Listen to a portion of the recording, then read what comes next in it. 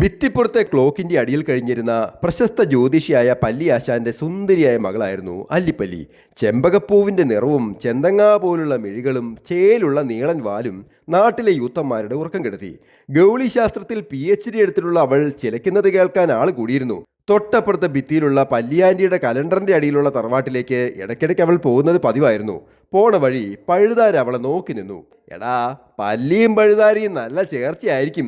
എട്ടുകാലി കളിയാക്കി. അയ്യടാ, മത്തിച്ചാറ് മലിവേയും പോലെ. ആ കുട്ടിയെ എട്ടുകാലി കെട്ടിയാൽ നന്നായിരിക്കും. പക്ഷേ ഇൻട്രവേർട്ടായ പാറ്റ മാത്രം അവളെ ശ്രദ്ധിച്ചതേയില്ല.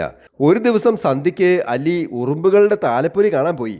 കുറി തൊട്ട ആ മോഹിനിയെ കാണാൻ ചെക്കന്മാർ കൊതിയോടെ കാത്തുനിന്നു.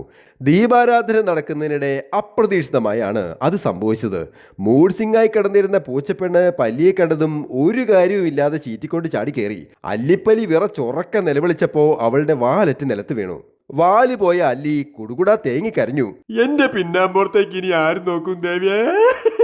അറ്റുപോയ വാല് തപ്പി നടന്ന അല്ലിയെ നോക്കി എട്ടുകാലിയും പഴുതാരയും സഹതപിച്ചതല്ലാതെ പൂച്ചയുടെ അടുത്ത് കിടക്കുന്ന വാലെടുത്തുകൊണ്ട് വരാൻ ആർക്കും ധൈര്യം ഉണ്ടായിരുന്നില്ല. അപ്പോൾ തിന്നാനുള്ള ഫ്രഞ്ച് ഫ്രൈസ് ആണെന്ന് കരുതി പൂച്ചയുടെ അടുത്ത് കിടന്ന വാല് പൊക്കിപ്പിടിച്ചുകൊണ്ട് പാറ്റ അതുവഴി വന്നു.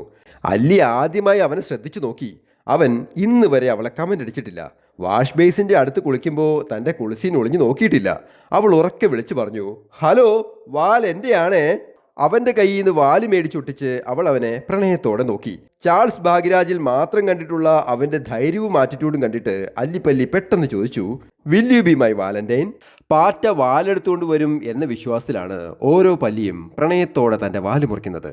Happy drawing, Saneesh Divakaran.